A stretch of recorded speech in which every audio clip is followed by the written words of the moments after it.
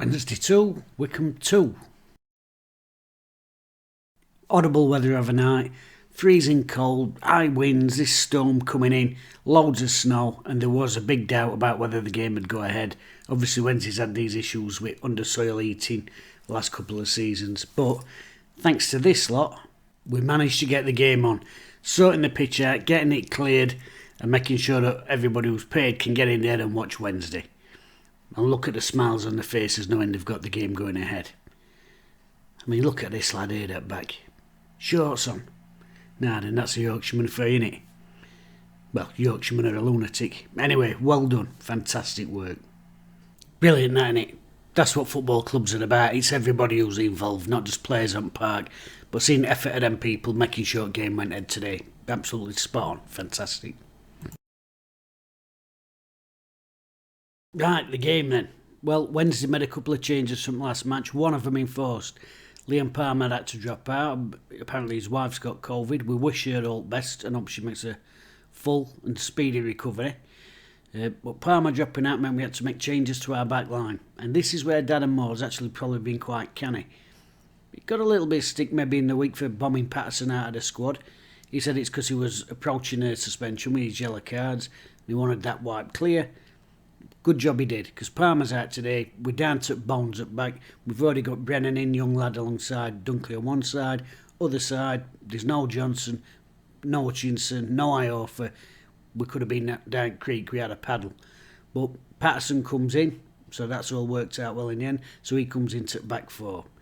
Other changes, Luongo comes back into the side after two virtual performances. One away, full game against Accrington Stanley.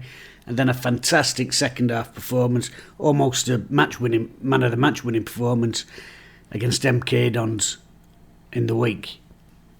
Other changes, Shodipo comes in on the left-hand side for Corbin, maybe a little bit of a surprise there. And Windass, fuck me. Josh, I do this all the time, fucking on fire. Josh Windass, back in the side after scoring an impressive goal in the week on his comeback trail. He came in and slotted in behind the centre forwards as Darren Moore stuck with the pairing of Gregory and Canberra. Does that to me every time. I always think of his father. As soon as I see his surname, I think of his father. It must be hard actually following in footsteps like that and getting that sort of shit all the time. Anyway. It's not to do with me what Wycombe do you know what I mean? It doesn't really bother me, I won't even think about it tomorrow. But when I saw their away kit, I weren't happy. And I don't think I'd be happy if I were a Wycombe fan, because that looked like a training game, because it looked like they got training bibs on. That's not a look I like. It looked like they got bibs on. But anyway, with a bright start to the game, end-to-end start to the game, I've heard they were the long ball side. I didn't think they were that long a ball side. It did spend a lot of time in the air, but that were both teams. And I thought first 10-15 minutes trying to figure each other out and settle into the game. And it was in the air a fair bit, but it were windy as well. Folks were taking no chances at back and clearing the lines. And like I said before, not wrong with that. Now, first thing that happened is Wycombe turned us round. I hate it when we get turned round. It probably don't make a big difference to proceedings. I'm sure there'll be some boffin out there that'll be able to tell me. Actually, Wednesday are just as likely to score and win a game when they're shooting towards copying first half. I don't know. I couldn't say. But personally, it does mad him when teams do that. And I'm always amazed that more teams don't do that. But anyway, they spun us round. It's an end-to-end start to the game. But one thing I think actually worked in our favour, and it was a tactic that they used more or less from the first minute. They didn't press us high up the pitch. They weren't closing us down in that sense. They were very much about keeping the shape and playing safe. But what they did do is they stood high up the pitch. They weren't particularly pressing, but they stood high up the pitch. And they forced Wednesday to also go quite long. That didn't bother me, because I'm not always a big fan of us tapping it around at the back. And this thing with centre halves collecting ball off goalkeeper inside 18-yard box. So, yeah, they stood high up the pitch without so much pressing us. I mean, you can see the position they take up. Dunkley clearly wants the ball. Their lad's there, he's just lurking and he's just going to be ready. Same with the winger. I don't know if that's McClary, but he's up there. He's not tight on Brennan, but he's ready, and he's making Wednesday think twice about making that pass. These are the things where Wednesday have looked unsteady at the back when they've been under pressure, when they've received the ball and teams have put a press on them. They weren't particularly pressing when we did play out, but that's because we didn't play out as much because of what they were doing with this. You can see it here with this longer shot as well. Patterson in there, Luongo in there, they're tightly marked. If they're receiving a ball in there, there's going to be somebody on them within a second. So it's not so much that they were pressing us in the obvious way when we'd received the ball. They were stopping us playing out from the back. We are even having to press just by being high up the pitch in those areas and forcing us to go long, which suited them perhaps at the back because we didn't really match them up physically with our centre forwards. We didn't win that many headers down the bottom end of the pitch. And with the wind, the swirl, I think they were wanting us to go long and get the ball high in the air. So like I said, it weren't a case that we were letting us play out and then coming into us really hard and pressing and trying to win the ball back in that area. It was just a high stand, if you like, and trying to force the way we played our football. Because Wednesday do play football from the back. And when they get a head of steam up, as showed against MK Dons, will cause any team problems. So it was in their favour to do that. After about 20 minutes, I thought Wednesday worked their way into the game and I thought they started to turn the screw a little bit, although Peacock Faddle started to make a fantastic save to claw away an in-swinging cross where their lad had cut inside and it was sneaking at the far post. Fantastic save. Kept us in it there at 0-0. Referees again. Referees, though, at this level. Twice today the ball's hit the referee when he stood bang in the middle of the line when someone's trying to play a 1-2. We've talked about this against MK Dons. The standard and the positioning is really, really poor in this division. Another decision he's made is he gives a free kick for Luongo. It is a foul. But as he's going down, Luongo's retained possession and played a fantastic through ball and we're in. We've got a 2-on-2 and we've breached it. We're through. It's a simple square ball and we're 1-0 up. And if you go ahead, it changes the game. But the officiating in this division, shocking. Luongo goes down in the penalty box. It's a clear shove in the back. It's as clear as day. The highlights will be out tomorrow. You'll be able to see it if you haven't seen it already. Clear as day. Soft? Yeah, it probably would have been. But to be honest with you, it's as much as a shove as the one that Patterson does later on in the game where they get the free kick. And it's absolutely unbelievable, actually, that is giving us a free kick. And he's won 2 minutes before, in the second half, when Shodipo is just thrown on the floor by their lad, McCarthy, who don't even have a word. Do you know what I mean? Shocking. They scored and it's a well-worked goal. There's a bit of link play on the near side in front of the south stand. Lovely little back heel down the line. And when the ball breaks, it's bobbled about a bit. The shot comes in, it takes a big deflection off Patterson. Do I blame Patterson? No, not really, because the only reason he was there is he was actually tracking his man. I mean, that's the great irony. If he'd let his man have a free run, he wouldn't have hit him. It probably wouldn't have ended up it back at net. Probably would have been a simple stop for keeper. But he is tracking his man. He is doing the right thing, and it hits his head. He tries to get in the way. That's one of them things. I don't really attach any blame to him for that. But with a goal down. The next thing, the game stopped. There's some commotion in North Stand. Now, with everything that's gone off in summer, with Ericsson and everything else, and several other incidents up and down the country, when something like this happens, it's only right that everything gets stopped and medical attention is given to these people who are in trouble. I even heard at one stage it was a lady who was about to give birth to a baby. Sorted it out, yeah. Then start hearing later on, it's not actually that. Some people have been having a scrap in North Stand. But really? Wednesday fans fighting each other? I've heard various different accounts of it. It was a 2-on-2, it was a mob on 2, whatever it is. Really? In this? No. Boot them out, sort it out in car park, whatever you want. Not in ground. No. The goal itself, Hunt's trying to take a throw-in, and like so many Wednesday throws over the last 20 years, it takes ages because nobody's really moving. There's a few groans coming up. He eventually gets it over. Lovely little dink from Bannon on outside at boot, lays it into path, And brilliant work from Gregory. He feigns fit shot, he draws the keeper, and it's a little square ball, and Shodipo whacks it in. And it fantastic, unselfish play from Gregory there at centre forward. Brilliant. Most folks would have shot in that position, but great teamwork. So we're going to the break 1-1. Lovely little touch just as they're going down off the pitch at half time. Corbin, who's been dropped and is a young lad, he's come down from a Premier League club. You could maybe see him getting munk on about being up bench. No, he's off bench and he's out there and he's congratulating and saying well done to the lad who's took his place. These are little things that you see in your team spirit. That's a sign of a good group.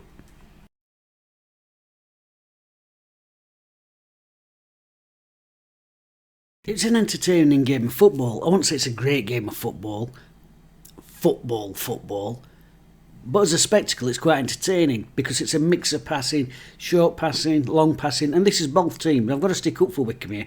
I heard they were just a Route 1 team who would be lying around and rolling about on the floor every time they got touched. There'd be massive time wasting. I mean, there was a bit, they weren't angels.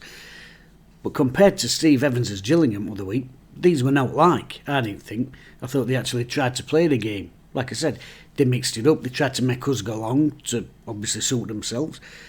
But at times they got it down and played some good stuff and all that, like their goal in the first half. And it wasn't a fantastic spectacle, but it was an entertaining game. A Wednesday, take the lead, Windass, who I thought had looked a little bit rusty, to be honest. Got some good positions. I just thought his touch was a bit off, some of his passing, a little bit short, a little bit wayward. But a fantastic goal. And it comes from Shodipo, who had been really good in flashes, but I thought wasn't helped at all, as I've already talked about this referee.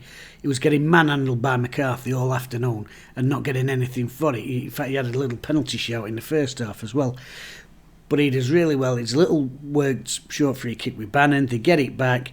It's a ball in, and Windass just sets himself and drills it straight through. Stockdale, who'd had a great game actually, with a lot of fantastic clean handling, coming and taking stuff, including a great shot from Canberra in the first half.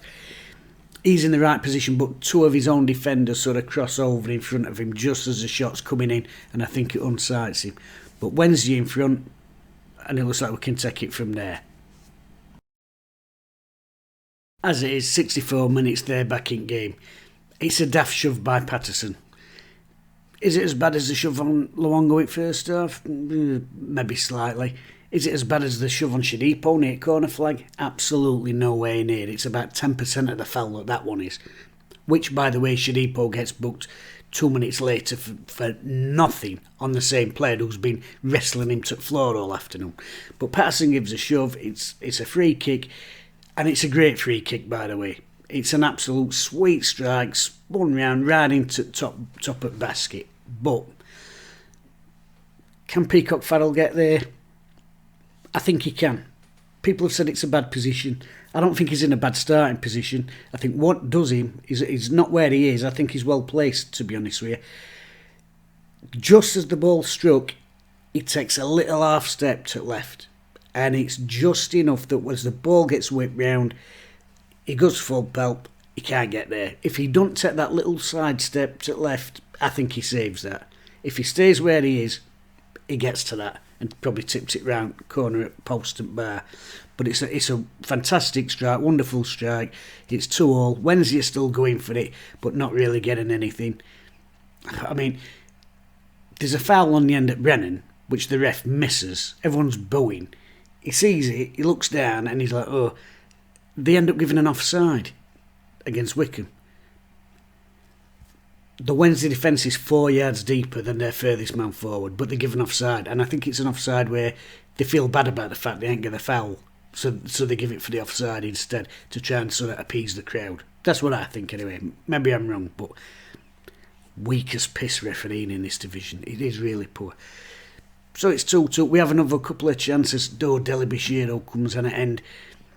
Has a great shot, bursts through, uses his power and his strength, and Stockdale, who's had a great game with his handling, don't know about this one, just it battles him in chest and nearly knocks him over, and it's just, sometimes you don't have them little bits of luck.